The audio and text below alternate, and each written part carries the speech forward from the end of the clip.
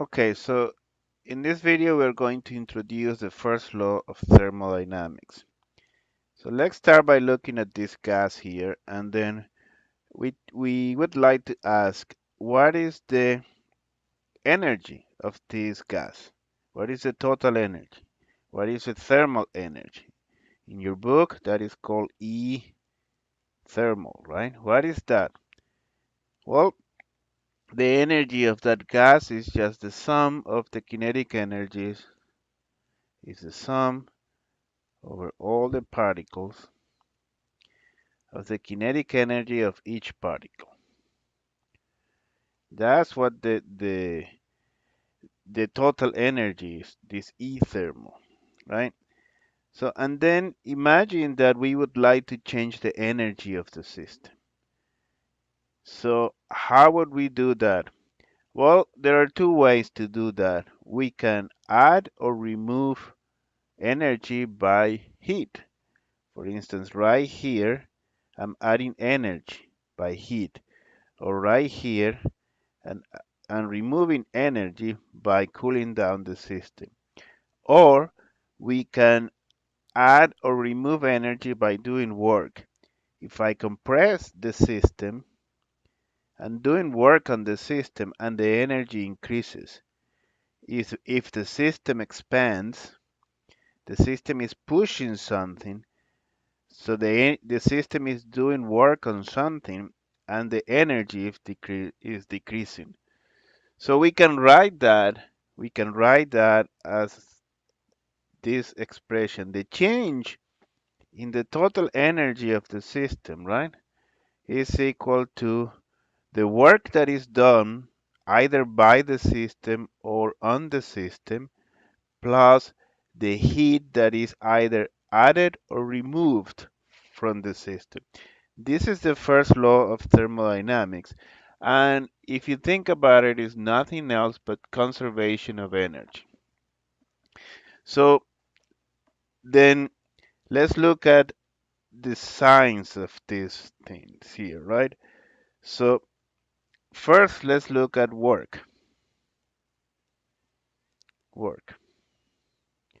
So if the system is compressed, if I compress the system, right, then you can see the temperature increases, the particles are moving faster, the energy increases.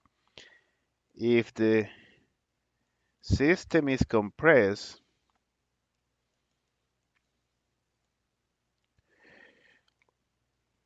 then W is positive, is positive. The energy is increasing. E thermal is increasing. On the other hand, if the system is expanding, right, then the system is pushing something. The system is doing work on the environment and therefore is losing energy. So if the system is expanding, and I'm going to expand this simulation and look at the temperature, and you can see that it decreases, and you can also see that the particles are going to be moving slower. So you can go down and see how the temperature decreases. So if the system is expanding, then W is negative. The system is doing work on something, and E thermal is decreasing. So, and we can say the same for heat, okay, for Q, heat. So, if Q is positive, then E thermal increases. That means you're adding energy to the system. If Q is negative, then E thermal decreases. That means you're removing energy for the system.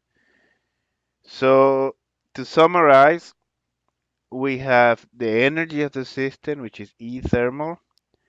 And if we want to change that total energy, we can do that in two ways.